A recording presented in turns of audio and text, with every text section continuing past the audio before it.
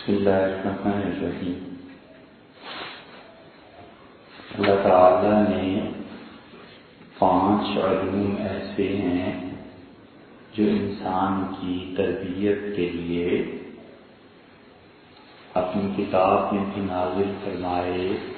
اور حضرات انبیاء علیہ السلام ان کی تشریح کرتے رہے،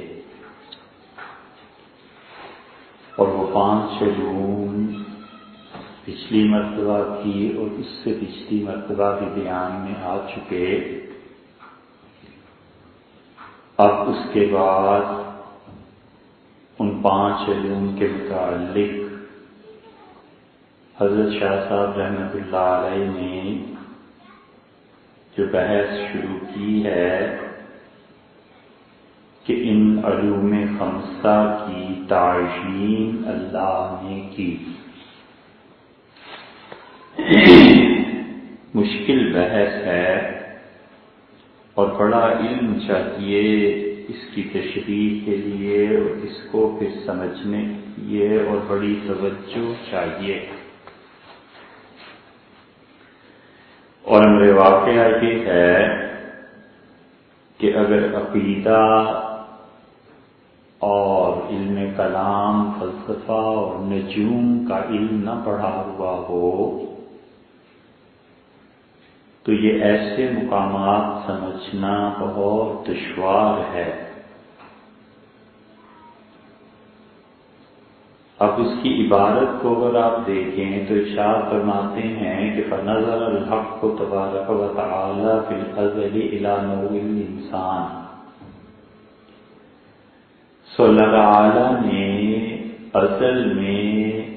نوع انسانی کو دیکھا، وَإِلَىٰ اسْتِعْدَادِهِ،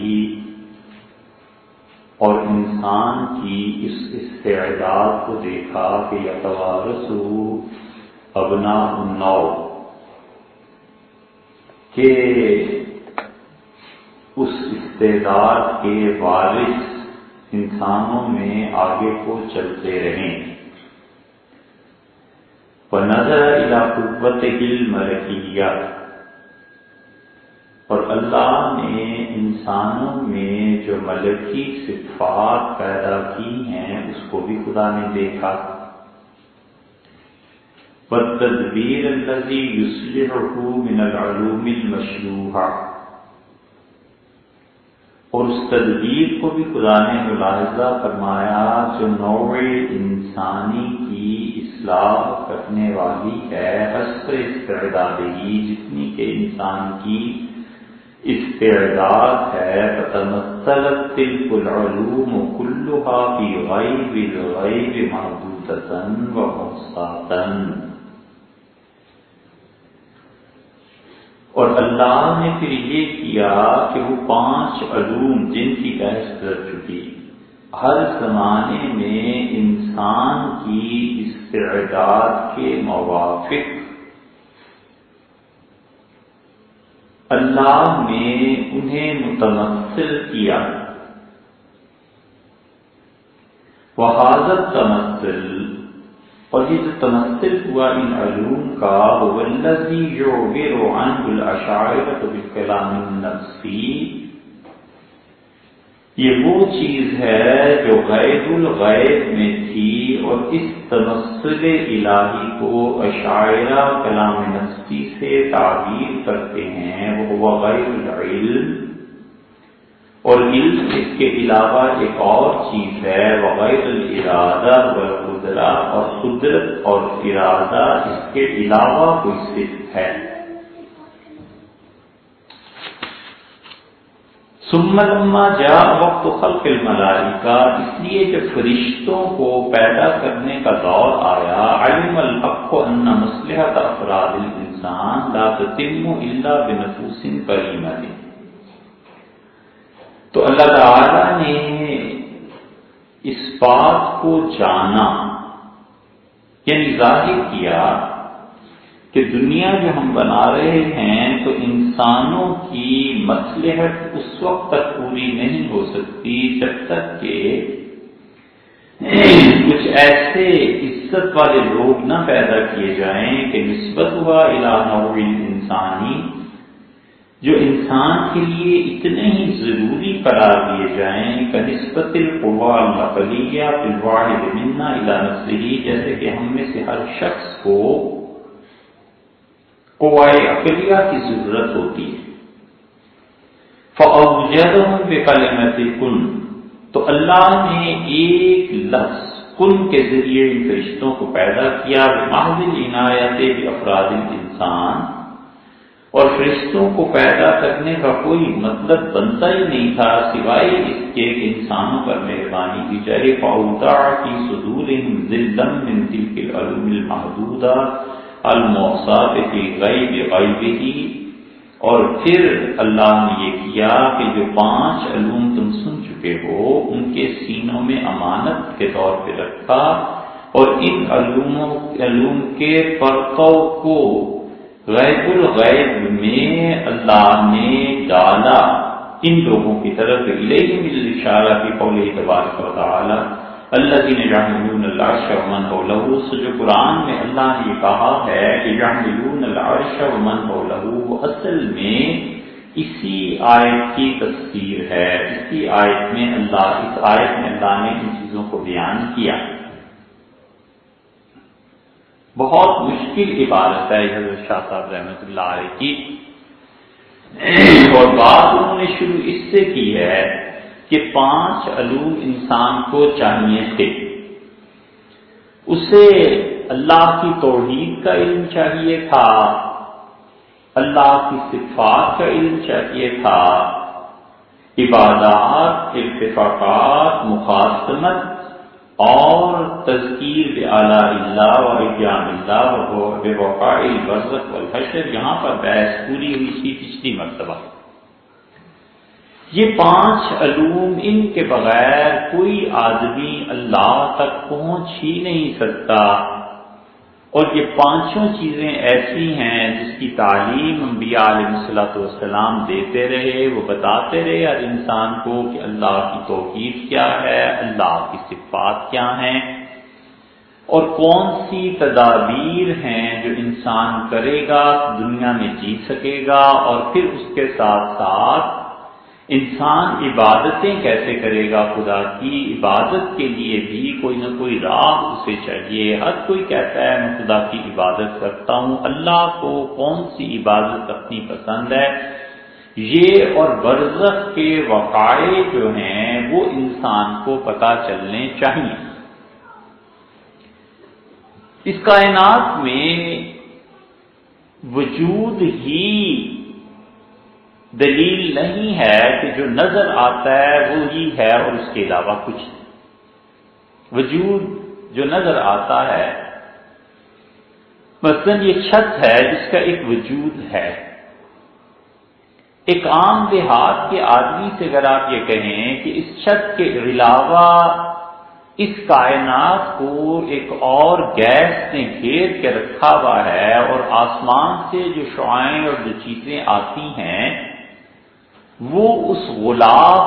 پہ جو کائنات پہ چڑھا ہوا ہے اس غلاف کے بھی پیچھے ہیں، اور وہ غلاف جو گیسز کا مجموعہ ہے چاروں طرف سے دنیا کو گھیر کے رکھا ہوا ہے، وہ غلاف اس گیس کو، اس روشنی کو اس دنیا تک آنے نہیں دیتا۔ اگر وہ ٹوٹ جائے، پھٹ جائے، اور وہاں سے وہ شعاعیں اور وہ چیزیں انسانوں کے پاس آنے لگیں تو انسان تباہ ہو جائے۔ اب یہ دیہاتی آدمی کی سمجھ میں نہیں آتا۔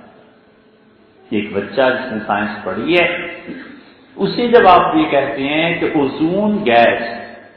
اس میں شگاف پڑ گیا ہے اور اس کی وجہ سے دنیا میں یہ بیماریاں پیدا ہو گئی ہیں، تو اتنا فکرہ بھی کافی ہے۔ اوزون گیس کے بچے کو پوچھ لیں تو اگر اس نے سائنس پڑھی ہے تو وہ جانتا ہے کہ کیا چیز ہے، اور اس کائنات کو کس طرح اوزون نے گیس نے گھیرا ہوا ہے اور اس کے شگاف کے معنی کیا ہیں۔ تو اسی طرح بہت سی چیزیں ایسی ہیں اس کائنات میں، اللہ کے نظام ہیں، اور انسان ان چیزوں کو نہیں سمجھ سکتا۔ تو جب علم بڑھتا ہے، جب تجربہ بڑھتا ہے زندگی کا، جب چیزوں سے واسطہ پڑتا ہے، تو پھر انسان کو سمجھ آتی ہے کہ ان چیزوں کی اصلیت اور ماہیت کیا ہے۔ جانور ہیں، ان کے جسم سے ریزز نکلتی ہیں، شعاعیں، اور وہ انسانوں کو آ کر ٹکراتی ہیں، اور انسان اس جانور کے مقابلے میں جو پیغام اس کی جلد اسے دیتی ہے، جانور اسے محسوس کرتا ہے۔ اب تجربہ ہو جائے کبھی جانوروں سے کیا کیا اخراج ہوتا ہے اور جانور سے کیسا نور یا ظلمت نکلتی ہے، تو پھر لوگوں کو پتا چلے کہ اچھا یہ چیز ہوتی ہے۔ حضور اکرم صلی اللہ علیہ وسلم کے پاس صحیح احادیث میں آتا ہے کہ ایک اونٹ آیا اور صحابہ کرام رضی اللہ عنہ کہتے ہیں کہ ہم نے دیکھا وہ رو رہا تھا اور آپ کے دست مبارک پہ اس نے اپنی زبان ملنی شروع کی، تو حضور صلی اللہ علیہ وسلم نے یہ کس کا اونٹ ہے؟ لوگوں نے کہا کہ فلاں لڑکے کا جو انصار کے، بلایا اور فرمایا دیکھو یہ مجھے کہہ رہا ہے کہ تم نے اسے کھانا نہیں کھلایا، تو تم اس پہ یہ ظلم نہ کرو۔ اس سے کہا اللہ کے رسول آئندہ ایسے نہیں ہوگا، اور اس نے اس کو کھانا کھلایا۔ ایک واقعہ ہے، خود قرآن اس سے بھی بڑی بات کہتا ہے کہ حضرت سلیمان علیہ السلام نے کہا کہ یا ایھا الناس، انسانوں، لوگوں، میں اپنی رعایا، میری ملک کے لوگوں میں تمہیں بتاؤں، علمنا منطق الطیر، ہمیں پرندوں کی بولیاں سکھائی گئی ہیں، اور اللہ نے مجھ پہ بڑا انعام کیا ہے کہ میں اس دنیا میں جو کچھ جانور بولتے ہیں ان کی زبان کو سمجھتا ہوں۔ اب جانوروں کی زبان کو وہ سمجھتے تھے، ہم لوگ سمجھتے نہیں ہیں۔ جانوروں کی حرکتوں کو ایک آدمی سمجھتا ہے جس نے عمر جانوروں میں گزاری ہو، اب وہ اپنے آپ کو کیسے اس کے اثرات سے محفوظ رکھے گا یہ تو وہ جانتا ہوگا، لیکن کائنات کی کتنی چیزیں ایسی ہیں جن کا وجود ہماری آنکھ نہیں دیکھتی لیکن حقیقت میں وہ وجود پایا جاتا ہے۔ اکبر بادشاہ مغلوں میں بظاہر وہ ان پڑھ تھا اور لوگوں کا خیال یہ تھا کہ ان پڑھ لڑکا مغلوں کو کیا سنبھال سکے۔ ہمایوں بادشاہ بڑا علم دیا تھا اللہ نے اسے، علم غیب کا بڑا زبردست عالم اور اس کے زمانے میں بڑے بڑے علماء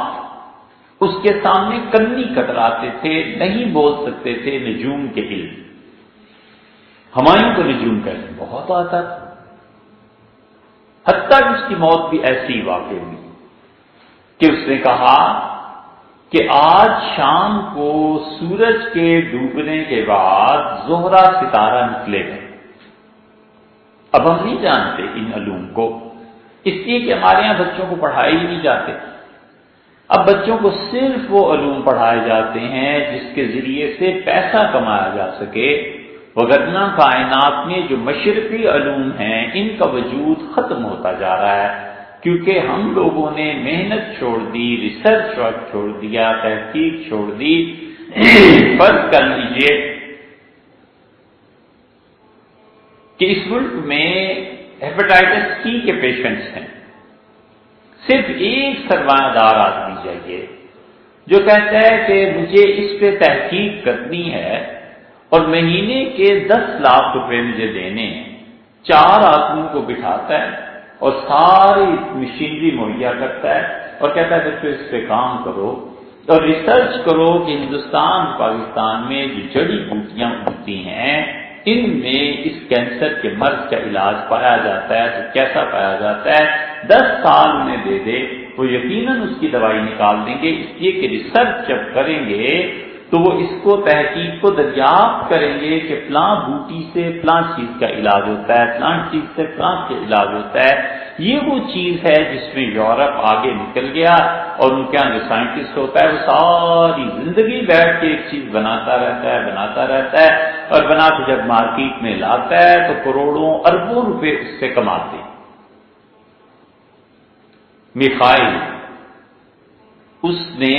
میخائل کشنکوف، ابھی اس کا ایک خط آیا ہے موت کے بعد اور اس نے چرچ کے نام لکھا ہے اور زندگی بھر تحقیق کر کے جہاں اور چیزیں بنائی ان میں سے ایک کلاشنکوف بھی بنائی۔ اور اب اس نے مرنے سے پہلے لکھا کہ میں سخت اذیت میں مبتلا ہوں اور سخت پریشان ہے میری روح کہ میں نے انسانوں کے ہاتھ میں یہ کیا دے دیا اور میں نے کیسی بندوق تیار کر دی کہ اس سے نکلی ہوئی گولی موت سے کم تو پھر ٹھہرتی نہیں ہے. اور اس نے لکھا کیا میں جہنم سے بچ سکوں گا؟ اور رشین جو ہیں کرسچین، انہوں نے اسے کہا کہ ہم تمہاری اس ایجاد کو بڑی اچھی نظر سے دیکھتے ہیں، بشرطے کہ اس کا صحیح استعمال کیا جائے، اپنے ملک کے دفاع کے لیے کی جائے، اپنی عزت کے دفاع کے لیے اس بندوق کا استعمال کیا جائے. بہت اچھی چیز ہے، اسے تمہیں گھبرانے کی ضرورت نہیں، بہت ان کی درست ہے، ہم بھی یہی کہیں گے. لیکن اس میخائیل اس کے حالات زندگی کے پڑھو، روس نے ہمیشہ کے لیے سب چیزوں سے فارغ کر دیا، بچوں کی فری ایجوکیشن کر دی، ہر مہینے لگی بندی رقم اس سے پہنچ جاتی تھی، کوئی پوچھنے والا نہیں ہے اس سے کہ پیسہ کہاں سے آیا، کہاں گیا، مکان کو کوئی کرایہ نہیں دینا، گاڑی کو پیٹرول نہیں دینا. روس کیوں جائیں؟ آپ اپنے ڈاکٹر عبدالقدیر خان کو دیکھ لیجئے کہ گورنمنٹ نے سارا خزانہ حوالے کر دیا کہ ایٹمی طاقت پاکستان کو بنانا ہے. اب ڈاکٹر عبدالقدیر خان کو کیا سوچنے کی ضرورت تھی کہ میرے بچے کہاں پڑھیں گے اور کیا ہوگا اور مکان کا کرایہ کیا دوں گا. اس لیے ریسرچر جب لگ جاتے ہیں، تحقیق پہ جب لوگ لگ جاتے ہیں تو وہ کائنات میں ایسی ایسی چیزیں دریافت کرتے ہیں کہ ان سے پہلے یہ کام نہیں ہوتے. یہی کرتے تھے مغل بھی کہ جو ریسرچ ورک کرنے والے تھے انہیں الگ کر دیتے تھے، کہتے تھے تمہیں اس سے کوئی غرض ہی نہیں ہے کہ حکومت میں بغاوت ہو رہی ہے نہیں ہو رہی، مغل کیا کر رہے ہیں اور خلجی کیا کچھ ہو رہا ہے، کچھ نہیں، تم چپ کر کے اپنا لکھو پڑھو، ہر مہینے پیسے لیتے رہو، تمہارے لیے یہ چیزیں ریسرچ کی امت کے کام ہیں. تو ہمایوں نے مرنے سے پہلے جب وہ آیا ہے تو اس کو دوبارہ جو حکومت ملی مشکل سے 8-10 مہینے کی، اور اس عالم میں اس نے جب یہ شہزادہ تھا اور جا رہا تھا یہاں تو شادی کر لی تھی، اور وہ لڑکی سے پسند آ گئی کسی تقریب میں، وہ سادات میں سے تھی، تو کسی نے اس سے کہا کہ نہ کرو، اس لیے کہ اس لڑکی کا باپ جو تھا اس ہمایوں کے دوسرے بھائی کا استاد تھا، تو اساتذہ کا بڑا عزت ادب احترام تھا. تو بھائی نے منع کیا، اس سے کہا یہ میرے استاد کی بیٹی ہے جس پہ تمہاری نظر پڑ گئی ہے اور تم پاگل ہو گئے ہو، کل کو میرے استاد کے اگر تم سے کوئی شکایت پہنچی تو میں استادوں کو کیا منہ دکھاؤں گا جن سے علم حاصل کیا، تعلیم. لیکن ہمایوں اڑ گیا. قصہ مختصر یہ کہ شادی ہوئی اور جب یہ بھاگ رہے تھے اور قسم و کرسی کے عالم میں تھے تو عمر کوٹ میں یہ اکبر بادشاہ پیدا ہو گیا، اور یہ اس قابل بھی نہیں تھے کہ اپنے بچے کو ساتھ لے جا سکیں. بچے کو چچا کے حوالے کیا، یہاں پہ اس نے اس کی پرورش کی. تو اکبر کا جو زائچہ تھا اسے دیکھ کر ہمایوں اچھل پڑتا تھا اور کہتا تھا کہ اس سے صاحب قرآن جو تھے میر تیمور گورگانی وہ اتنے خوش نصیب نہیں تھے جتنا یہ میرا بچہ خوش نصیب. اور اکبر واقعی ایسا نکلا، کوئی تصور ہی نہیں ہو سکتا تھا کہ 12 سال کا بچہ ہندوستان کی حکومت سنبھال لے، 13 سال کا بچہ سنبھال لے، 17 سال کا ہوا اور 17 سال کی عمر میں اس نے وہ مار کے انجام دیے کہ بھاگ بیٹھے ہندوستان پہ کہ آدمی یہ ہے، بچہ یہ ہے کہ بادشاہ تسلیم کر لیا اسے. اور اس نے جو کام کیے ہیں جب وہ 17 سال کا تھا تو اس نے اس کے سارے مورخین لکھتے ہیں، کوئی ایک آتے ہیں. محمد حسین آزاد کو آپ پڑھ لیں، دربار پوری پڑھ لیں، فیضی کی کتابیں جس کے معاصرین تھے وہ کہتے ہیں کہ ہوا اکبر کے ساتھ یہ کہ مرتبہ آیا محل میں، جو بھی اس کی پھپھی وغیرہ سب بیٹھی تھی عورتیں ملنے کے لیے، تو پیچھے سے ایک تیر آیا اور تیر اس کے شانے میں پیوست ہو گیا اور بھگدڑ مچ گئی. اور اکبر نے ادھر ادھر دیکھا اور قبل اس کے کہ اس کا تیر نکالتے سیکیورٹی اتنی مضبوط تھی کہ اس لڑکے کو جس کو نے تیر چلایا تھا اسے اکبر کے سامنے لا کے رکھ دیا گیا کہ جی اوپر سے کس نے تیر چلایا، فلاں منزل سے. تو اس کے بعد اکبر کا تیر نکالا گیا. اس سے پہلے وہ آدمی مل گیا. اکبر نے اسے دیکھا اور وہ گھبرایا نہیں اس تیر سے، اور اس نے اپنے جو بالکل اس کے قریبی لوگ تھے ان کو بلایا اور کہنے لگا یہ تیر کس طرف سے آیا. انہوں نے کہا جی اس سے تحقیق کرنی ہے، یہ عقل کی بات ہے اس کی، کہنے کا تحقیق نہ کرو، تحقیق کرو گے تو عین ممکن ہے کہ یہ میرے تم دوستوں میں سے کسی کا نام لے دے، اور میرے دل میں تم میرے جان نثار ہو، تمہارے خلاف کوئی بات ویسا ہے، دشمن نے اسے بھیجا ہو اور سکھایا ہو کہ مر جانا لیکن اکبر کے دوستوں کا نام لے لینا، تو میرے دل میں تمہارے خلاف شبہ ہو جائے گا، میں تم سے محروم ہو جاؤں گا، اور اللہ مجھے پتا ہے تم میں سے کسی کا کام نہیں، تو اس لیے بجائے اس تفتیش اور تحقیق کے لاش باہر لٹکا دو تاکہ لوگ دیکھیں اور عبرت سیکھیں کہ حملہ کرنے کا کیا مطلب ہوتا ہے، لاش ہی ہمیں لٹکا دی گئی بات۔ اس کو جو تیر لگا تو یہ واقعہ پیش آیا دہلی میں، کچھ دنوں کے بعد یہ آگرہ چلا گیا۔ آگرہ بہت اچھا لگتا تھا اس لیے کہ بابر بادشاہ آگرے میں ہی آئے تھے تو دادا کے جو وطن بڑا اچھا لگتا تھا۔ وہاں ایک پیلے رنگ کا کتا تھا اور اکبر کو بڑا شوق تھا یہ شیر پالنے کا، چیتے پالنے کا، کتے پالنے کا۔ سفید رنگ کا چیتا اسے کہیں مل گیا، اس کی نسل اس نے بڑھا لی، بڑی اسے تمنا تھی کہ کسی طرح 100 چیتے میرے پاس رہے۔ اس کے بیٹے جہانگیر نے لکھا ہے کہ اللہ کی حکمت قدرت کچھ ایسی تھی کہ جب 99 ہوتے تھے 4-5 مر جاتے تھے، جب 99 ہوتے تھے 4-5 مر جاتے تھے۔ 100 کی حسرت رہی اکبر کو کہ 100 چیتے ہونے چاہیے، آخر میں نے 100 والد کی خواہش کے مطابق پورے کیے۔ آگرے پہنچا، کوئی خبر سے نکلنے ہی نہیں تھی کہ اندر محل کے کیا ہوا ہے، تاکہ لوگوں کو ہمت نہ ہو، جرأت نہ ہو، لاش دیکھ کے جو بھی کچھ ہوا سو ہوا، ملک میں خبر نہیں پھیلی۔ یہ زمانہ تھوڑا ہی تھا میڈیا کا کہ ایک دم سے پتہ چلتا۔ جب آگرے پہنچا تو پیلے رنگ کا ایک کتا اسے بڑا پسند تھا، تو نوکروں نے اس کتے کو پیش کیا اور اکبر کو کہا کہ کتا جو ہے وہ کھاتا پیتا کچھ نہیں اور بڑا کمزور ہو گیا۔ اکبر نے دیکھا اسے تو حیران رہ گیا کہ ان کا اتنا اس کا وزن کم ہو گیا ہے، تو وہ اکبر کے پاؤں میں لپٹ گیا اور بار بار اپنی زبان اکبر کے پاؤں پر پھیرتا تھا۔ اکبر نے پھر منگوایا، کھانا وانا اسے کھلایا، تو اکبر نے کہا، انہوں نے بڑے خوش ہوئے نوکر، انہوں نے کہا کہ پہلی مرتبہ اتنے دن کے بعد اس نے کھانا کھایا۔ اکبر نے حساب کیا اور کہنے لگا کہ کس دن سے اس نے کھانا چھوڑا ہے؟ انہوں نے کہا فلاں دن دوپہر سے۔ تو اکبر نے کہا دیکھو اس کو میرے ساتھ اتنی محبت ہے کہ جس وقت مجھے تیر لگا ہے اس دن کا دوپہر کا کھانا میں نے نہیں کھایا، اور اس وقت سے لے کے اب تک یہ کتا اس غم میں ہے اور اب یہ کھانا کھائے گا، کیونکہ اسے اطلاع ہو گئی تھی کہ اس کا مالک اتنی سے مجھ سے اور مجھے اس سے محبت ہے، اس کی وجہ سے آفت ایک آ گئی۔ کتا ٹھیک ہو گیا، اکبر جتنے دن رہا روز کھانا کھاتا رہا، پھر ٹھیک ہی رہا وہ۔ لیکن ایک حس ہے کہ دلی میں ایک واقعہ ہو رہا ہے اور آگرہ بغیر کسی کو کچھ کہے وہاں اثر پہنچ رہا ہے، وہ بھی انسان کا اثر کتے کو اور کتے کا اثر انسان پر پڑ رہا ہے۔ یہ چیزیں اس کائنات میں ہوتی ہیں، اس لیے اس کائنات کا طول و عرض، اس میں کیا کیا چیزیں ہیں اللہ کے علاوہ کوئی نہیں جانتا۔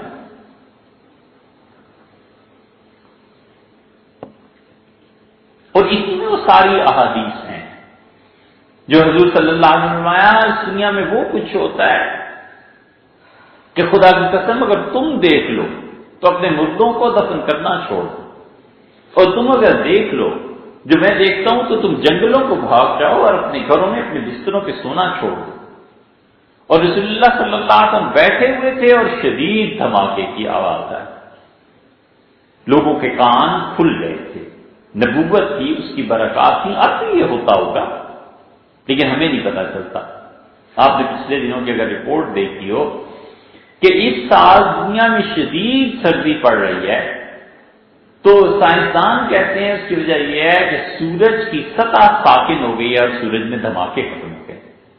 وہ کہتے ہیں اس کی سطح فلیٹ ہو گئی ہے، اور کتنے 100 سال کے بعد 16ویں صدی کے بعد اب 20ویں صدی میں 400 سال بعد کی واقعہ پیش آیا ہے، اور اتنی شدید سردی جو پڑ رہی ہے اس کی وجہ یہ ہے کہ سورج میں ہنگامے ختم ہو گئے ہیں، اب وہ شروع ہوں گے تو زمین پہ یہ چیزیں۔ اب 16ویں صدی میں کس کو پتا تھی یہ چیزیں، لیکن اس وقت جو کچھ بھی تھا نظام اس نے بتایا تھا کہ انہوں نے پھر دریافت کیا، کچھ بھی کیا ہے، لیکن امریکنز اب یہ رپورٹ دے رہے ہیں۔ حضور صلی اللہ علیہ وسلم نے فرمایا شدید دھماکہ ہوا تو آپ نے فرمایا جہنم میں ایک پتھر گرا ہے جو آج سے 70 سال پہلے پھینکا گیا تھا اوپر سے، اور آج وہ جہنم کی تہہ کو لگا ہے، تو یہ وہ دھماکہ ہے جو تم سن رہے۔ کان کھلے تھے لوگوں کو، اب بھی ہوتے ہوں گے یہ دھماکے، لیکن گناہوں نے ہمارے کان بند کر دیے۔ گناہوں کی وجہ سے ہماری نظر ان چیزوں کو نہیں دیکھ سکتی، گناہوں کی وجہ سے ہم اس کائنات کی چیزیں محسوس ہی نہیں کر سکتے، ہمیں پتہ ہی نہیں کائنات میں کیا ہو رہا ہے۔ یہ ایسی ہے جیسے سائنس کے بغیر، دوربینوں کے بغیر انگریز بھی گورے نہیں دیکھ سکتا، سائنٹسٹ نہیں دیکھ سکتا جب تک دوربین نہ ہو، ہم بھی نہیں سن سکتے جب تک کہ ہمارے حواس کھلے ہوئے نہ ہوں، گناہوں سے پاک نہ ہوں۔ تو گناہوں نے اتنا پردہ ڈال دیا ہے کہ ہمیں کچھ غیب کے حقائق کی خبر نہیں۔ کیا حضرت رحمۃ اللہ علیہ فرماتے ہیں کہ جو 5 علوم جن کا میں نے ذکر کیا ہے کہ ساری کی ساری امتوں کے لیے جو ضروری تھے، تو اللہ تعالیٰ نے ازل میں دیکھا کہ نوع انسانی اور اس کی استعداد جس کے انسان وارث ہوتے رہے ہیں، اللہ نے ایک چیز تو یہ دیکھی کہ نوع انسانی کو اللہ نے پیدا کیا، پہلا جملہ انہوں نے یہ فرمایا، نوع انسانی کو پیدا کیا، بڑے مراحل گزرے ہیں، اللہ تھا اور کچھ نہیں، ہم اس بات کو نہیں سوچ سکتے،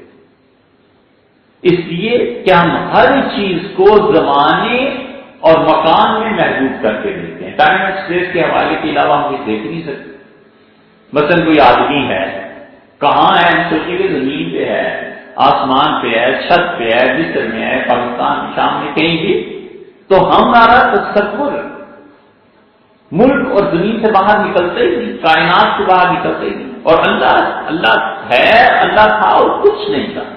کان اللہ ولم یکن معہ شیئا، حضور صلی اللہ علیہ وسلم سے پوچھا گیا کہ اللہ کے رسول اس کائنات کی تخلیق کیسے ہوئی؟ آپ نے فرمایا اللہ تھا اور اللہ کے علاوہ کوئی چیز نہیں۔ اللہ نے چاہا کہ وہ پہچانا جائے، اور اللہ نے اصل میں یہ ارادہ کیا کہ انتخاب کرے ایک بستی بسانے کا، اور اللہ نے ارادہ کیا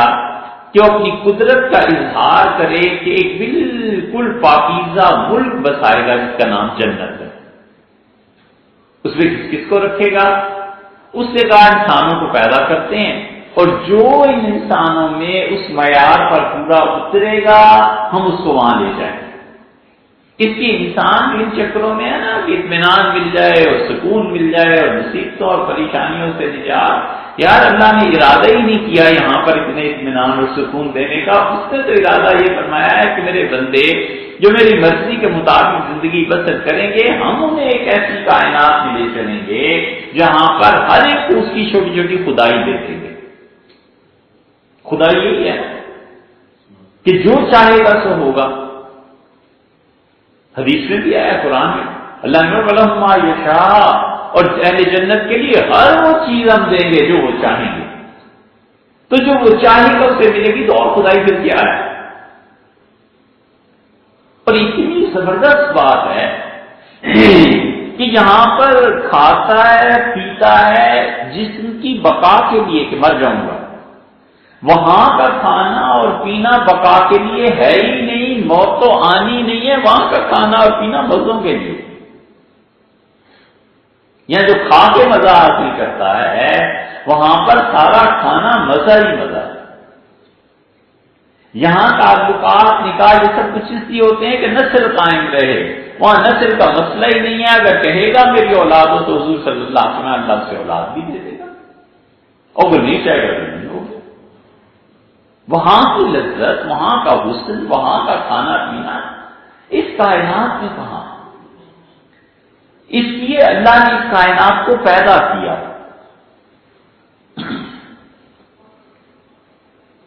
تاکہ وہ ایک ہاؤسنگ اسکیم، وہاں پلاٹنگ ہے۔ اسی لیے حضور صلی اللہ علیہ وسلم نے فرمایا تم میں سے ایک آدمی کو 1.5 فٹ فرمایا اتنی جگہ مل جائے کہ ایک کوڑے کے برابر جنت میں، فرمایا اتنا سا پلاٹ مل جائے تو تمہاری اس ساری کائنات سے زیادہ قیمت اس کی۔ اسی لیے اللہ کہتا ہے سابقوا الی مغفرۃ من ربکم، بھاگو اللہ کی معافی کی طرف کہ اپنے بندوں کو معاف کرتا ہے، اور اللہ کہتا ہے سارو، جلدی کرو پہنچو جنت تک، اور جلدی کرو پہنچو اس گھر تک جو میں نے بتایا۔ اسی لیے جنت میں پہنچ کے کہیں گے کہ الحمدللہ الذی ہدانا لہذا وما کنا لنہتدی لولا ان ہدانا اللہ، اللہ کا احسان ہے جس نے ہمیں اس گھر میں پہنچا دیا، اور اگر خدا کا احسان نہ ہوتا تو ہم کبھی بھی جنت میں نہ پہنچتے۔ لقد جاءت رسل ربنا بالحق، رسول جو آئے تھے علیہ الصلوۃ والسلام وہ صحیح خدا کا پیغام لے کے آئے وغیرہ وغیرہ۔ اللہ نے پہلی مرتبہ اس کائنات کو پیدا کیا، اور پیدا کرنے کے بعد اللہ ہی جانتا ہے کتنا عرصہ، کتنے زمانے، کتنے کروڑوں سال گزرے ہوں گے، اور پھر انسان آئے، اور انسانوں سے پہلے مخلوقات آئے۔ اللہ جانے کون کون سی مخلوقات تھی، ہند ایک تھے، پھر بن آئے، پھر جن آئے، انہوں نے ساری کائنات میں تباہیاں مچائیں، لڑتے رہے، پتہ نہیں کیا کیا کرتے رہے، حتیٰ کہ آخر پہ انسان آیا اور انسانوں کی روحوں کو پیدا کیا، اور روحوں پہ اللہ نے تجلی ڈالی۔ ہے کسی کی ہمت جو دم مار سکے اس بات پہ؟ حضور صلی اللہ علیہ وسلم نے فرمایا اللہ نے روحوں پر تجلی ڈالی اور کہا یہ وہ روحیں ہیں جنہیں میں دنیا میں ایمان دوں گا، ہدایت اور نیکی کی توفیق دوں گا، اور میں انہیں جنت میں لے جاؤں گا۔ اور کچھ روحوں کو اللہ نے چھوڑ دیا، اور اللہ نے کہا یہ تاریکی میں رہیں گے، نافرمان رہیں گے، یہ کفر میں رہیں گے، اور میں ان سے جہنم آباد کروں گا۔ ولا ابالی، مجھے کوئی پرواہ نہیں ہے کہ کتنے جنت میں میں نے بھیجے اور کتنے جہنم میں میں نے بھیجے۔ اسی لیے ایک صحابی رضی اللہ عنہ اس حدیث کو سناتے تھے اور رو پڑتے تھے، کہتے تھے میں نے ساری چیزیں تمہاری سن لی جو تم میری تعریف کرتے ہو، اگر میں نہیں جانتا کہ میری روح پہ وہ تجلی ڈالی گئی تھی یا نہیں ڈالی گئی تھی، موت اس کا فیصلہ کرے۔ حضور صلی اللہ علیہ وسلم ایک دن آئے اور دو کتابیں آپ کے دو ہاتھوں میں تھی، اور آپ نے فرمایا لوگوں یہ دو کتابیں ہیں۔ لوگ حیران رہ گئے کہ حضور صلی اللہ علیہ وسلم کا کتاب سے کیا کام، یہ کیا معاملہ ہے؟ تو آپ نے کہا یہ مجھے فرشتوں نے لا کے دی ہیں، اور اس کتاب میں جنت والوں کے نام ہیں، اور آخر پہ ٹوٹل فرشتوں نے لکھ دیا ہے کہ کتنے جنتی، اور میرے اس ہاتھ پہ الٹے ہاتھ میں جہنمیوں کے نام ہیں، اور اللہ نے یہ بھیجے ہیں۔ اور اللہ نے کہا لا ابالی، ہمیں کوئی پرواہ نہیں ہے کون جنت میں گیا اور کون جہنم میں گیا۔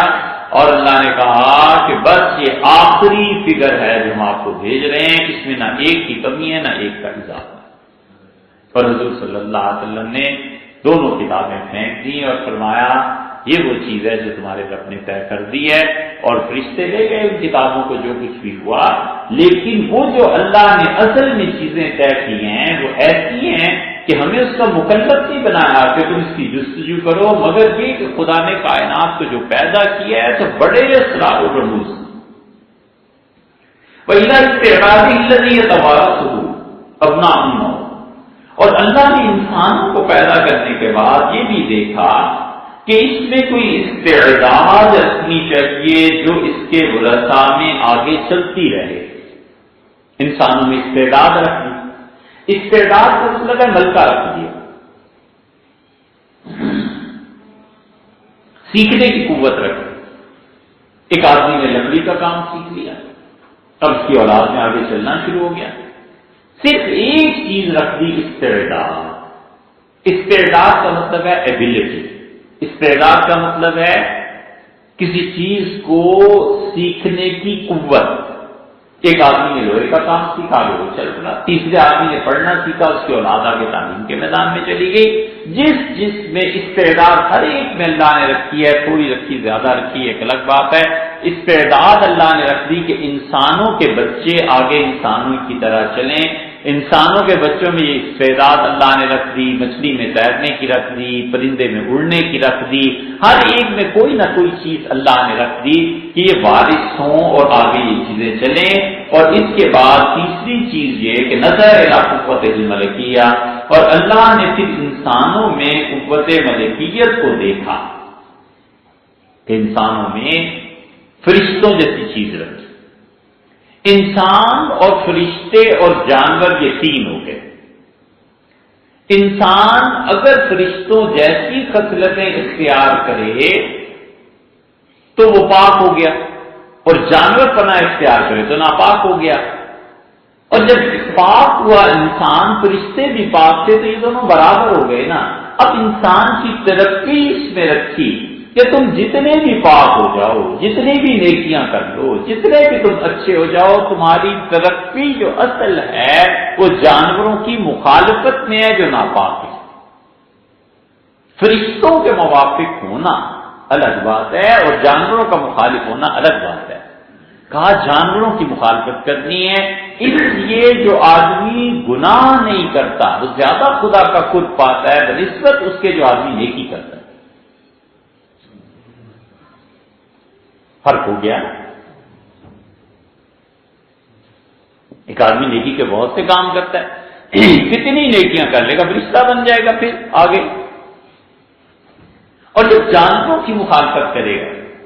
حیوانیت نہیں آنے دے گا اپنے اندر، تو اب اس انسان نے جو حیوانات سے زیادہ قریب ہے، حیوانات سے زیادہ اس کا تعلق ہے، کھانا ہے، پینا ہے، حیوانوں کی طرح سردی ہے، ہزار چیزیں انسانوں اور حیوانات میں۔ ترقی کا راز یہ رکھا کہ تم اپنے آپ کو جانوروں سے بلند کرو، جانور بنانا ہے۔ اس لیے انبیاء علیہ السلام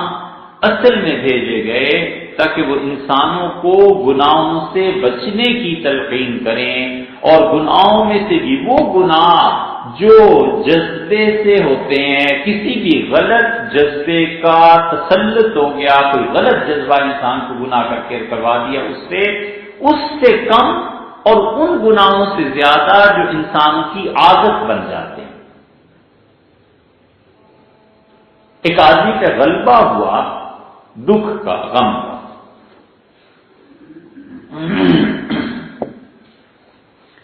اس نے شراب پی لی، نشہ اتنا توبہ کر لی، اس نے کہا کہ اس مرتبہ معاف کر، آئندہ اس قریب نہیں جانا، گناہ ہے، ہوا، ختم ہوئی بات۔ یہ ترقی جو توبہ سے ہوئی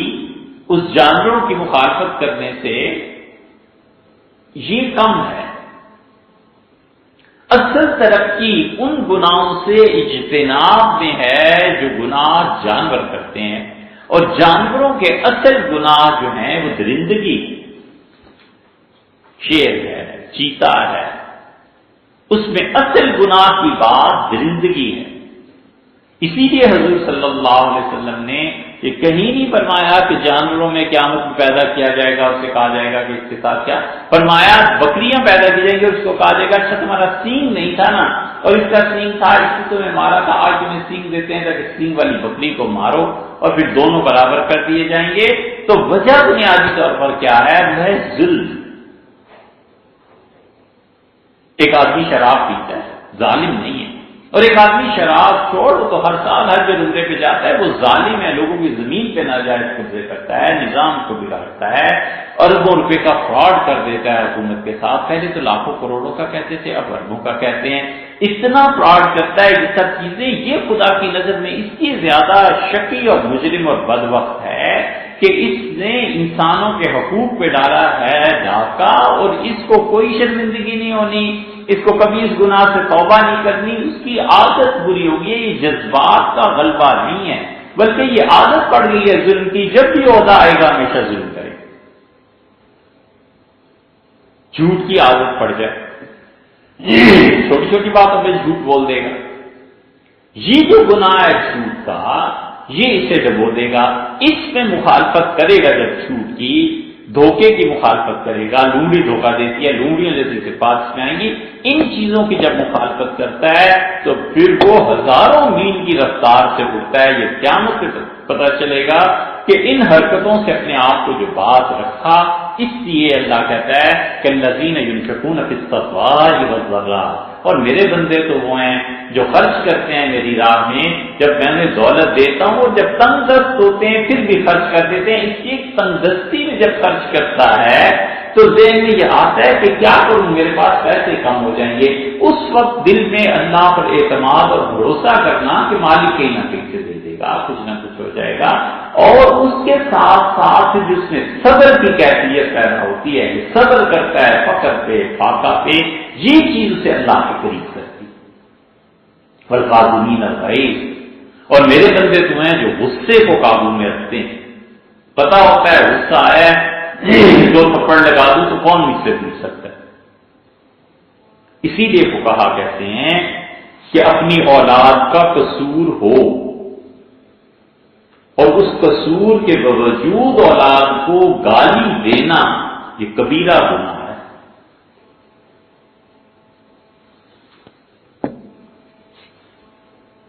یہ دین کا علم نہیں نا ہمارے معاشرے میں،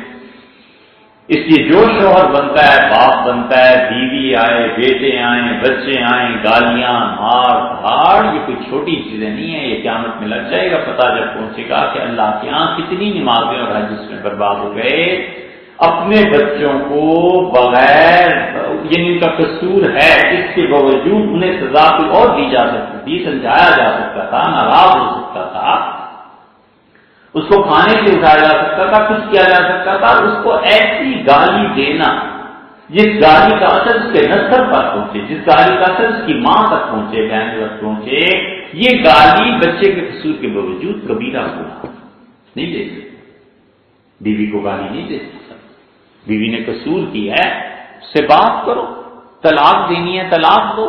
نہیں دینی تو بسا کے رکھو۔ یہ کیا طریقہ ہے کہ اس کے ماں باپ کو گالیاں دینا، اس سے گالیاں دینا؟ آخر اس کی عزت ہے، اس کے اپنے ماں باپ ہیں، اس کے دل میں احترام ہے۔ یہ کوئی کبیرہ گناہ نہیں بتاتا، یہ بتاتے ہیں کہ شراب پیو گے تو جہنم میں جاؤ گے، اور ایسے کرو گے تو ایسے ہوگا، ایسے کرو گے تو ایسے ہوگا۔ یہ جو اصل آدمی کی ترقی ہے وہ ان چیزوں میں ہے کہ انسان اپنے جذبات کو کنٹرول والقادمین الغیظ، اور وہ میرے بندے ہیں جو اپنے غصے کو قابو میں رکھتے ہیں، والعافین عن الناس، اور میرے بندے تو وہ ہیں جو لوگوں سے درگزر کرتے ہیں۔ کہیں یہ نہیں کہا کہ میرے بندے تو وہ ہیں جو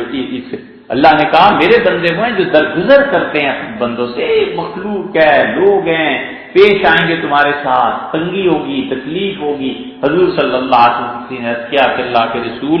جی چاہتا ہے کہ غار میں چلا جاؤں، پہاڑ میں چلا جاؤں، اللہ کی عبادت کروں، تو حضور صلی اللہ علیہ وسلم نے فرمایا دیکھو لوگوں میں رہنا اور لوگ جو دکھ اور تکالیف دیتے ہیں اس کو برداشت کرنا، یہ تمہیں اللہ کے زیادہ قریب کرے گا بنسبت اس عبادت کے جو تم تنہائی میں جا کے کرو۔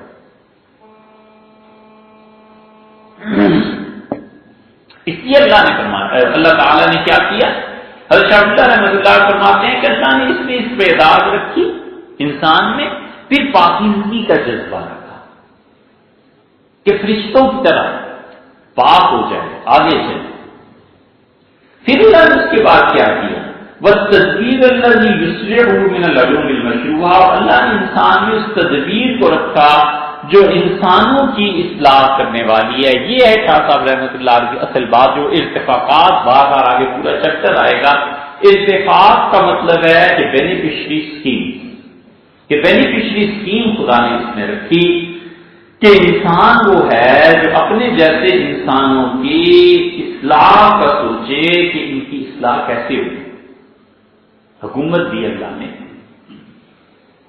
سب سے بڑا فریضہ قرار دیا کہ جب تمہیں حکومت مل جائے تو انصاف کا نظام قائم کرو، بس پہلا فریضہ کافر تک کا کہ اپنے ملک میں انصاف کا نظام قائم کرے۔ اللہ نے کہا انزلنا المیزان، ہم نے انبیاء علیہ السلام کو نبوت دی اور اس کے ساتھ ہم نے ترازو کو نازل کیا تاکہ ترازو کے ذریعے ملک میں انصاف کو قائم کرے۔ اسی لیے اللہ کہتا ہے وَيْلٌ لِّلْمُطَفِّفِينَ، برباد ہو گئے، جہنم میں پہنچے وہ لوگ جو ماپ تول میں کمی کرتے ہیں۔ الذین یکتالون، یہ جب توتے ہیں تو اپنی چیز جب لینی ہو تو ایک ایک رائی کے دانے کے برابر دیکھتے ہیں، کسی کو نہیں چھوڑتے۔ وَإِذَا وَزَنُوهُمْ، اور جب تول کے دینا ہوتا ہے یُخْسِرُونَ، تو اس میں سے لوگوں کا حصہ مار کے اپنی طرف لے لیتے ہیں۔ اللہ کہتا ہے اَلَا يَظُنُّ أُولَٰئِكَ أَنَّهُم مَّبْعُوثُونَ، انہوں نے کبھی اس بات پر غور نہیں کیا کہ ایک دن میرے سامنے آئیں۔ یہ ایسی بڑی چیز ہے۔ عبداللہ بن عمر رضی اللہ عنہما اسے پڑھتے تھے، رو دیتے تھے ہمیشہ، اور ایک مرتبہ زمین پہ بیٹھ کے رونے لگے اور کسی نے کہا حضرت کیا ہوا؟ کہنے لگے تم سوچتے نہیں اللہ نے کہا یقوم الناس لرب العالمین، اللہ نے کہا ہے سارے انسانوں کو میرے سامنے کھڑا کر دیا جائے گا حساب کے لیے، اس لیے روتا ہوں کہ میرا اس دن کیا حال ہو۔ اسی لیے خدا کو یہ ناپسند ہے شدید کہ اپنی مرتبہ تو رائی کا دانہ بھی دوسرے کو دینے کا روادار نہیں، اور جب چیز بیچنی ہے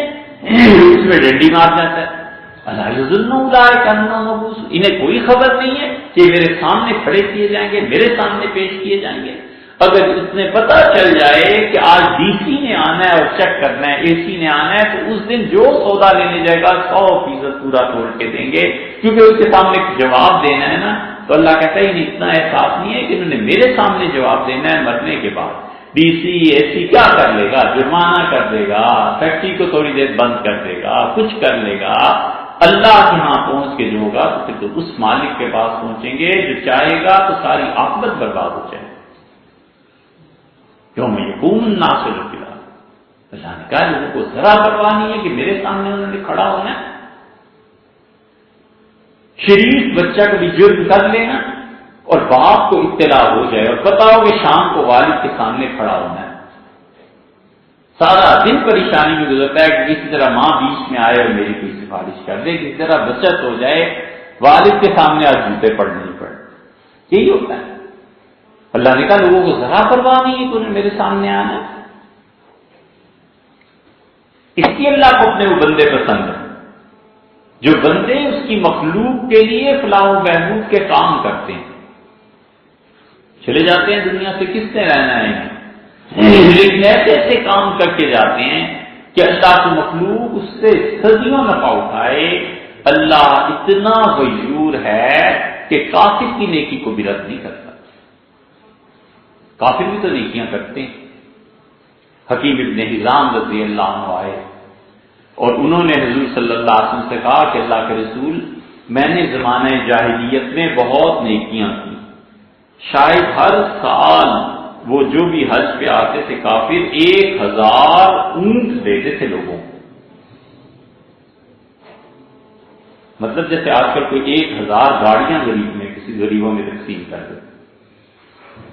اور 1000 آدمیوں کو کھانا بھی کھلاتے تھے حج پہ، یہ کرتے تھے وہ سارے کام۔ ان کا اللہ کے رسول میں نے کفر کے زمانے میں یہ سب کچھ کیا، 1000 جوڑے کپڑوں کے دیتے تھے لوگوں کو پہننے کے لیے، تو اس نیکی کا مجھے کچھ نفع ہوگا۔ حضور صلی اللہ علیہ وسلم اسلم کا علامہ، جو تم نے اسلام قبول کیا ہے نا، اور ہمیشہ ہمیشہ کے لیے یعنی جہنم سے جو نجات ملی ہے، کہ ان نیکیوں کے صدقے میں تو اللہ نے تمہیں اسلام کی توفیق دی۔ اس لیے کتنے ہی گناہگار کیوں نہ ہو، جو انسانوں کے کام آتا ہے، اپنے کنبے قریش اور قبیلے کے کام آتا ہے، اللہ اس سے محروم نہیں کرتا۔ اسی وجہ سے فقہا نے لکھا ہے فتاوی عالمگیری میں کہ کوئی مال آدمی کے پاس ایسا آ جائے جس سے جان چھڑانی ہو، سود آ گیا بینک میں، کوئی ایسا مال آ گیا، تو کہتے ہیں سب سے پہلے یہ دیکھے اپنے رشتہ داروں میں کوئی غریب ہے تو اس سے دے دے۔ شوہر دیکھتا ہے کہ بیوی غربت میں بسر کر رہی ہے، بیوی کو دے، بیوی سے گھر میں استعمال نہ کرے، اپنے ذاتی پیسے رکھے، بھائی کو دے دے، کسی کو دے دے۔ وہ کہتے ہیں اس لیے کہ جان چھڑانی ہے نا، تو کہیں اور پیسے دینے کی بجائے اپنے رشتے داروں کو دے دو تاکہ کنبے میں بھلائی پھیلے، تمہارا کنبا اچھا رہے، مضبوط ہو۔ وہ کہتے ہیں ایسا کام کر دے جس میں اللہ کی ساری مخلوق کا نفع ہو، کنواں کھدوا دے، گلی بنوا دے، پیسے سے جان چھڑانی ہے، چھٹ گئی جان،